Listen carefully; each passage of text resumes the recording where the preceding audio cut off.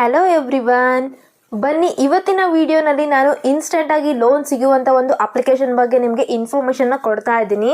Last ವಿಡಿಯೋಸಲ್ಲಿ ನಾನು ತುಂಬ application ಬಗ್ಗೆ ಇನ್ಫಾರ್ಮೇಷನ್ ಕೊಟ್ಟಿದ್ದೆ. ಅದರ ಜೊತೆಗೆ ಈ ಒಂದು ಅಪ್ಲಿಕೇಶನ್ ಕೂಡ ಆ್ಯಡ್ ಆಗ್ತಾ ಇದೆ ಇವತ್ತು.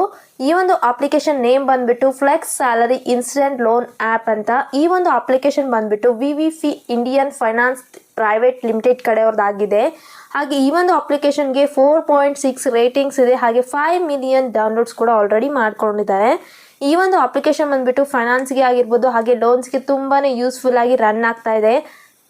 ಗೈಸ್, ನಿಮ್ಗೇನಾದರೂ ಅಮೌಂಟ್ನ ಅವಶ್ಯಕತೆ ತುಂಬಾ ಇತ್ತು ಅಂದರೆ ನಿಮಗೆ ಎಲ್ಲಿ ಲೋನ್ ಸಿಗ್ತಾ ಇಲ್ಲ, ನಮಗೆ ಯಾರು ಅಮೌಂಟ್ನ ಸಹಾಯ ಮಾಡ್ತಾ ಇಲ್ಲ, ಬಟ್ ನನಗೆ ಇದು ತುಂಬ ಎಮರ್ಜೆನ್ಸಿ ಇದೆ, ನನಗೆ ಅಮೌಂಟ್ ಅನ್ನೋದು ಬಹಳ ನೀಡಿದೆ, ನನಗೆ ಯಾವುದಾದ್ರೂ ಒಂದು ಅಪ್ಲಿಕೇಶನ್ ಬೇಕು, ಲೋನ್ ತೊಗೋಬೇಕು ಅಂತ ನಿಮಗೆ ಇಂಟೆನ್ಷನ್ ಇತ್ತು ಅಂದರೆ ಈ ಒಂದು ಅಪ್ಲಿಕೇಶನಲ್ಲಿ ನೀವು ಲೋನ್ನ ಅಪ್ಲೈ ಮಾಡ್ಕೋಬಹುದು. ಸೊ ವಿಡಿಯೋನ ಸ್ಕಿಪ್ ಮಾಡ್ದೇ ಕೊನೆವರೆಗೂ ನೋಡಿ. ಹಾಗೆ ನಮ್ಮ ಚಾನಲ್ನ ನೀವೇನಾದರೂ ಮೊದಲಾಗಿ ನೋಡ್ತಾ ಇದ್ದರೆ ಈ ಒಂದು ಚಾನಲ್ನ ಸಬ್ಸ್ಕ್ರೈಬ್ ಮಾಡ್ಕೊಳ್ಳಿ. ಸಬ್ಸ್ಕ್ರೈಬ್ ಮಾಡ್ಕೊಳ್ಳೋದ್ರಿಂದ ನಿಮಗೆ ನಾನು ಹಾಕುವಂಥ ಒಂದು ವಿಡಿಯೋ ನೋಟಿಫಿಕೇಶನ್ ಮೊದಲಾಗಿ ಬರುತ್ತೆ. ಈ ಒಂದು ಅಪ್ಲಿಕೇಶನ್ ಬಂದುಬಿಟ್ಟು ನಮಗೆ ಇನ್ಸ್ಟೆಂಟಾಗಿ ಲೋನನ್ನು ಕೊಡ್ತಾ ಇದೆ. ಹಾಗೆ ಇಲ್ಲಿ ಇನ್ಸ್ಟೆಂಟಾಗಿ ಲೋನ್ ಜೊತೆಗೆ ಆಫರ್ಸ್ ಕೂಡ ಮಾಡ್ತಾ ಇದೆ. ನಾವೇನಾದರೂ ಸ್ಯಾಲ್ರಿ ಅಥವಾ ಸೆಲ್ಫ್ ಎಂಪ್ಲಾಯ್ಡ್ ಇತ್ತು ಅಂದರೆ ನಮಗೆ ಇಲ್ಲಿ ಇನ್ಸ್ಟೆಂಟಾಗಿ ಲೋನ್ ಅನ್ನೋದು ಪ್ರೊವೈಡ್ ಮಾಡ್ತಾ ಇದ್ದಾರೆ. ಈ ಒಂದು ಅಪ್ಲಿಕೇಶನಲ್ಲಿ ಅಪ್ಲೈ ಮಾಡ್ಕೊಳ್ಳೋಕ್ಕೆ ಜಸ್ಟ್ ನಮಗೆ 3 ಈಸಿ ಸ್ಟೆಪ್ಸ್ ಅನ್ನೋದು ತೋರಿಸ್ತಾ ಇದೆ ಅಲ್ವಾ. ಫಸ್ಟ್ ಸ್ಟೆಪ್ ಬಂದುಬಿಟ್ಟು ಕ್ರಿಯೇಟ್ ಯುವರ್ ಅಕೌಂಟ್. ನಮ್ಮ ಒಂದು ಅಕೌಂಟ್ನ ನಾವು ಕ್ರಿಯೇಟ್ ಮಾಡ್ಕೋಬೇಕು. ಮೊಬೈಲ್ ನಂಬರ್ನ ಎಂಟರ್ ಮಾಡಿಕೊಂಡು OTP ಜೊತೆಗೆ ರಿಜಿಸ್ಟರ್ ಆದ ನಂತರ ನಮ್ಮ ಒಂದು ಫಸ್ಟ್ ಸ್ಟೆಪ್ ಅನ್ನೋದು ಕಂಪ್ಲೀಟ್ ಆಗುತ್ತೆ.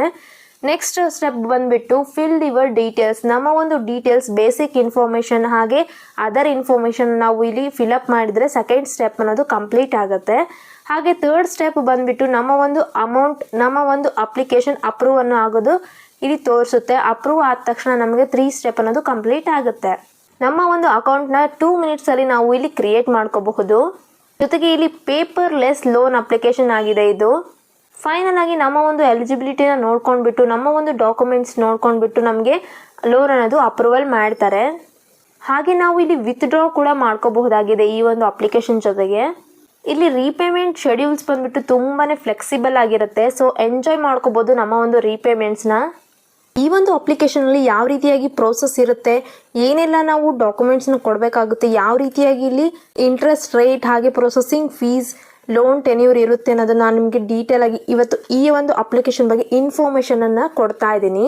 ನೀವಿಲ್ಲಿ ನೋಡ್ತಾ ಇರ್ಬೋದು, ಈ ಒಂದು ಅಪ್ಲಿಕೇಶನ್ ಬಂದುಬಿಟ್ಟು ಇನ್ಸ್ಟೆಂಟಾಗಿ ಪರ್ಸ್ನಲ್ ಲೋನ್ನ ಕೊಡ್ತಾ ಇದೆ. ಹಾಗೆ ಇಲ್ಲಿ ನಮಗೆ ಅಪ್ ಟು 3 ಲ್ಯಾಕ್ವರೆಗೂ ಕ್ಯಾಶ್ ಸಿಗ್ತಾ ಇದೆ, ಅಂದರೆ ಕ್ಯಾಶ್ ಲೋನ್ ಅನ್ನೋದು ಸಿಗ್ತಾ ಇದೆ. ಹಾಗೆ ಇಲ್ಲಿ ಸ್ಯಾಲ್ರಿಡ್ ಇಂಡಿವಿಜುವಲ್ಸ್ ಇರ್ತಾರಲ್ವ ಇಂಡಿಯನ್ಸಲ್ಲಿ, ಅವರಿಗೆ 3 ಲ್ಯಾಕ್ವರೆಗೂ ನಮಗೆ ಲೋನ್ ಅನ್ನೋದು ಸಿಗ್ತಾ ಇದೆ. ಹಾಗೆ ಈ ಒಂದು ಬ್ಯಾಂಕ್ ಬಂದುಬಿಟ್ಟು ನಾನ್ banking financial company registered with the RBI ಇಲ್ಲಿ ರಿಜಿಸ್ಟರ್ ಆಗಿದೆ. ಹಾಗೆ ಇಲ್ಲಿ APR ರೇಂಜಸ್ ಬಂದುಬಿಟ್ಟು ಬಿಟ್ವೀನ್ 19% ಇಂದ ಹಿಡಿದು 55% ಒಳಗಡೆ ನಮಗೆ APR ರೇಂಜಸ್ ಅನ್ನೋದು ಸಿಗ್ತಾ ಇದೆ. ಹಾಗೆ ಲೋನ್ ಟೆನ್ಯೂರ್ಸ್ ಬಂದುಬಿಟ್ಟು ನಮಗೆ 10 to 36 ಮಂತ್ಸ್ವರೆಗೂ ಸಿಗ್ತಾ ಇದೆ. ಪೇಮೆಂಟ್ ಎಕ್ಸಾಂಪಲ್ ನೋಡೋದಾದರೆ ನಮ್ಮ ಒಂದು ಲೋನ್ ಅಮೌಂಟ್ ಏನಾದರೂ ಸಪೋಸ್ 50,000 ಇತ್ತು ಅಂತ ಅಂದ್ಕೊಳ್ಳಿ. ಈ ಒಂದು 50,000 ಲೋನ್ ಅಮೌಂಟ್ಗೆ ನಮಗೆ 29% ಆ್ಯನ್ಯುವಲ್ ಇಂಟ್ರೆಸ್ಟ್ ರೇಟ್ ಅನ್ನೋದು ಕೊಡ್ತಾರೆ. ಹಾಗೆ ನಮಗೆ ಟೆನ್ಯೂರ್ ಬಂದುಬಿಟ್ಟು 36 ಮಂತ್ಸ್ವರೆಗೂ ಇರುತ್ತೆ. ದ ಮ್ಯಾಕ್ಸಿಮಮ್ APR ಬಂದುಬಿಟ್ಟು 31.16% ನಮಗೆ ಆಗುತ್ತೆ. ಹಾಗೆ 1 ಟೈಮ್ ಪ್ರೊಸೆಸಿಂಗ್ ಫೀಸ್ನ ನಾವು ಪೇ ಮಾಡಬೇಕಾಗತ್ತೆ. ಸ್ಟಾರ್ಟಿಂಗಲ್ಲಿ ಪ್ರೊಸೆಸಿಂಗ್ ಫೀಸ್ನ ಪೇ ಮಾಡಿದರೆ ಸಾಕು, ಮತ್ತೆ ಅದನ್ನು ಪೇ ಮಾಡುವಂಥ ಅವಶ್ಯಕತೆ ಇರೋದಿಲ್ಲ. ಹಾಗೆ 1 ಟೈಮ್ ಪ್ರೊಸೆಸಿಂಗ್ ಫೀ ಬಂದುಬಿಟ್ಟು ₹1000 ಆಗಿರುತ್ತೆ. ಹಾಗೆ ಇಲ್ಲಿ ಫ್ಲೆಕ್ಸಿಬಲ್ ಮಂತ್ಲಿ ಇನ್ಸ್ಟಾಲ್ಮೆಂಟ್ಸ್ ಕೂಡ ನಮಗೆ ಇರುತ್ತೆ. ನಮ್ಮ ಒಂದು ಮಿನಿಮಮ್ ಪೇಯಬಲ್ ಬಂದುಬಿಟ್ಟು ₹2054 ಆಗುತ್ತೆ. ಹಾಗೆ ಟೋಟಲ್ ಅಮೌಂಟ್ ಬಂದುಬಿಟ್ಟು ನಮ್ಮದು ₹74,872 ಆಗುತ್ತೆ. ಈ ಒಂದು 36 ಮಂತ್ಸ್ ಎಂಡಿಗೆ ನಮಗೆ ಇಷ್ಟು ಅಮೌಂಟನ್ನು ನಾವು ಪೇ ಮಾಡಬೇಕಾಗತ್ತೆ. ನೋಡಿದ್ರಲ್ವ ಯಾವ ರೀತಿಯಾಗಿ ಇಲ್ಲಿ ಎಕ್ಸಾಂಪಲ್ ಕೊಟ್ಟು ಲೋನ್ ಇಂಟ್ರೆಸ್ಟ್ ಹಾಗೆ ಪ್ರೊಸೆಸಿಂಗ್ ಫೀಸ್ ಏನೆಲ್ಲ ನಾವು ಅಮೌಂಟ್ ಇರುತ್ತೆ ಅಂತ ತೋರಿಸಿದ್ದಾರೆ. ಹಾಗೆ ಇಲ್ಲಿ annual interest rates ranges from 18% to 36.5% ನಮಗೆ ಸಿಗ್ತಾ ಇದೆ.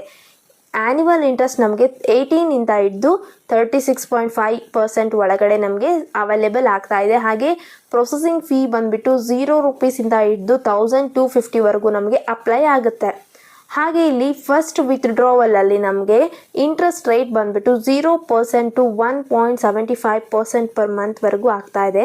ಹಾಗೆ ಇಲ್ಲಿ ಫೀ ರೇಂಜಸ್ ಬಂದ್ಬಿಟ್ಟು 0 ಟು 150 ರುಪೀಸ್ ನಮಗೆ ಆಗುತ್ತೆ. ಹಾಗೆ ನಾವು ಇಲ್ಲಿ ನಮ್ಮ ಒಂದು ಅಕೌಂಟ್ ಅಲ್ಲಿ ಟ್ರಾನ್ಸ್ಫರ್ ಮಾಡೋದಿತ್ತು ಲೋನ್ ಅಮೌಂಟು ಅಂತಂತಂದರೆ ನಮ್ಮ ಒಂದು ಲೋನ್ ಅಮೌಂಟ್ನ ನಾವು ಟ್ರಾನ್ಸ್ಫರ್ ಕೂಡ ಮಾಡ್ಕೋಬಹುದು ಬ್ಯಾಂಕ್ ಅಕೌಂಟ್ಗೆ. ಅದೇ ಸೇಮ್ ಡೇನಲ್ಲೇ ನಾವು ಟ್ರಾನ್ಸ್ಫರ್ ಕೂಡ ಮಾಡ್ಕೋಬಹುದು. ಹಾಗೆ ಇಲ್ಲಿ ಫ್ಲೆಕ್ಸಿಬಲ್ ಟೆನ್ಯೂರ್ ಅನ್ನೋದು ಸಿಗ್ತಾ ಇದೆ ನಮ್ಮ ಒಂದು ರೀಪೇಮೆಂಟ್ಗೆ. ಯಾಕೆ ನಾವು ಈ ಒಂದು ಫ್ಲೆಕ್ಸ್ ಸ್ಯಾಲರಿ ಅನ್ನೋದನ್ನ ಚೂಸ್ ಮಾಡ್ಕೋಬೇಕು, ಏನೇನು ಇಲ್ಲಿ ಬೆನಿಫಿಟ್ಸ್ ಇದೆ ಅನ್ನೋದು ನೋಡೋದಾದರೆ ನಮಗೆ ಇಲ್ಲಿ 100% ಕ್ವಿಕ್ ಈಸಿಯಾಗಿ ಸೆಕ್ಯೂರ್ಡ್ ಆಗಿ ಲೋನ್ ಅಪ್ಲೈಯನ್ನು ಮಾಡ್ಕೋಬಹುದು. ಹಾಗೆ ಇಲ್ಲಿ ಇನ್ಸ್ಟೆಂಟಾಗಿ ಲೋನ್ ಅಪ್ರೂವಲ್ ಮಾಡ್ತಾ ಇದ್ದಾರೆ ನಮ್ಮ ಒಂದು ಮಿನಿಮಮ್ ಡಾಕ್ಯುಮೆಂಟ್ಸ್ ಇತ್ತು ಅಂದರೆ. ಹಾಗೆ ಇಲ್ಲಿ ಇಂಟ್ರೆಸ್ಟ್ ರೇಟ್ ಬಂದುಬಿಟ್ಟು ಆಫರೇಬಲಿಂದ ಕೊಡ್ತಾ ಇದ್ದಾರೆ. ಹಾಗೆ ಇಲ್ಲಿ ಅಪ್ರೂವಲ್ ರೇಟ್ ಬಂದುಬಿಟ್ಟು ಹೈ ಲೋನ್ ಅಪ್ರೂವಲ್ ರೇಟ್ ಸಿಗ್ತಾ ಇದೆ. ಹಾಗೆ ಇಲ್ಲಿ ಒನ್ ಟೈಮ್ ಅಪ್ರೂವಲ್ ಆಯಿತು ಅಂದರೆ ಸಾಕು, ನಮಗೆ ಎನಿ ಟೈಮ್ ಕ್ಯಾಶ್ ಅನ್ನೋದು ಸಿಗ್ತಾ ಇದೆ. ಹಾಗೆ ಇಲ್ಲಿ ಮಲ್ಟಿಪಲ್ ವಿತ್ಡ್ರಾವಲ್ಸ್ ಕೂಡ ನಮಗೆ ಸಿಗ್ತಾ ಇದೆ. ನಾವು ಯಾವಾಗ ಬೇಕೋ ಆವಾಗ ನಮಗೆ ಮಲ್ಟಿಪಲ್ ವಿತ್ಡ್ರಾ ಮಾಡೋದಿತ್ತು ಅಮೌಂಟ್ನಂದರೆ ನಾವು ವಿತ್ಡ್ರಾವಲ್ ಮಾಡ್ಕೋಬಹುದು. ಹಾಗೆ ಇಲ್ಲಿ ಇಂಟ್ರೆಸ್ಟ್ ಬಂದುಬಿಟ್ಟು ನಮ್ಮ ಒಂದು ಯೂಸ್ ಮಾಡಿರುವಂಥ ಒಂದು ಮನಿ ಮೇಲೆ ಪೇ ಇಂಟ್ರೆಸ್ಟ್ ಮಾಡಿದ್ರೆ ನಡೆಯುತ್ತೆ. ಹಾಗೆ ನಾವು ಈ ಒಂದು ಫ್ಲೆಕ್ಸ್ ಸ್ಯಾಲರಿ ಇನ್ಸ್ಟೆಂಟ್ ಕ್ಯಾಶ್ ಲೋನಲ್ಲಿ ಅಪ್ಲೈ ಮಾಡ್ಕೋಬೇಕು ಅಂದರೆ ನಮಗೆ ಕೆಲವೊಂದು ಎಲಿಜಿಬಿಲಿಟೀಸ್ ಇರಬೇಕಾಗುತ್ತೆ. ಸೊ ಆ ಎಲಿಜಿಬಲ್ ಬಂದ್ಬಿಟ್ಟು ನಾವು ಮೊದಲೇದಾಗಿ ಇಂಡಿಯನ್ ಸಿಟಿಸನ್ ಆಗಿರಬೇಕಾಗುತ್ತೆ. ಹಾಗೆ ನಮ್ಮ ಒಂದು ಮಿನಿಮಮ್ ಸ್ಯಾಲರಿ ಬಂದ್ಬಿಟ್ಟು 4000 ರುಪೀಸ್ ಇರಬೇಕು. ಹಾಗೆ ನಮ್ಮ ಒಂದು ಏಜ್ ಬಂದ್ಬಿಟ್ಟು 21 ಇಯರ್ಸ್ ಮೇಲೆ ಆಗಿರಬೇಕಾಗುತ್ತೆ. ಸೊ ಈ ಮೂರು ನಮಗೆ ಇತ್ತು ಅಂದರೆ ನಾವು ಇದಕ್ಕೆ ಎಲಿಜಿಬಲ್ ಇದ್ದೀವಿ. ಈ ಎಲ್ಲ ಎಲಿಜಿಬಿಲಿಟಿ ನಮಗೆ ಇತ್ತು ಅಂದರೆ ಈ ಒಂದು ಅಪ್ಲಿಕೇಶನಲ್ಲಿ ಲೋನ್ ಅಪ್ಲೈ ಮಾಡೋಕ್ಕೆ ನಾವು ಎಲಿಜಿಬಲ್ ಇದ್ದೀವಿ ಅಂತ ಅರ್ಥ.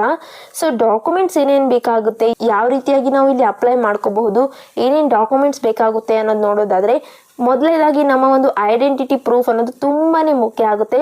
ಐಡೆಂಟಿಟಿ ಪ್ರೂಫ್ ಬಂದ್ಬಿಟ್ಟು ಆಧಾರ್ ಅಥವಾ ಡ್ರೈವಿಂಗ್ ಲೈಸೆನ್ಸ್ ಅಥವಾ ಪಾಸ್ಪೋರ್ಟ್ ಅಥವಾ ವೋಟರ್ ID ಈ 4ರಲ್ಲಿ ಒಂದು ಐಡೆಂಟಿಟಿ ಪ್ರೂಫ್ ಅನ್ನೋದು ಕೊಡಬೇಕಾಗತ್ತೆ. ಹಾಗೆ ಇಲ್ಲಿ ಪ್ಯಾನ್ ಕಾರ್ಡನ್ನು ಕೂಡ ನಾವು ಅವೈಲೇಬಲ್ ಇರಬೇಕಾಗುತ್ತೆ. ಅಂದರೆ ಪ್ಯಾನ್ ಕಾರ್ಡ್ನ ನಾವು ಡಾಕ್ಯುಮೆಂಟ್ನ ರಿಕ್ವೈರ್ಡ್ ಆಗುತ್ತೆ. ಅಡ್ರೆಸ್ ಪ್ರೂಫ್ ಅನ್ನೋದು ಕೇಳುತ್ತೆ, ಡ್ರೈವಿಂಗ್ ಲೈಸೆನ್ಸ್, ಯುಟಿಲಿಟಿ ಬಿಲ್ಸ್, ಹಾಗೆ Aadhaar, passport, bank statements, voter ID. So ಇಷ್ಟರಲ್ಲಿ ಒಂದು ಅಡ್ರೆಸ್ ಪ್ರೂಫ್ನ ನಾವು ಕೊಡಬೇಕಾಗುತ್ತೆ. ಹಾಗೆ ನೆಟ್ ಬ್ಯಾಂಕಿಂಗ್ ವೆರಿಫಿಕೇಷನ್ಗೆ ವ್ಯಾಲಿಡಿಟಿ ಆಗಿರೋಂಥ ಒಂದು ಇನ್ಕಮ್ ನಮಗೆ ಬೇಕಾಗುತ್ತೆ. ನೆಕ್ಸ್ಟ್ ನಮಗೆ ಇಲ್ಲಿ 24/7 ಇನ್ಸ್ಟೆಂಟ್ ಲೋನ್ನ ಸಿಗ್ತಾ ಇದೆ.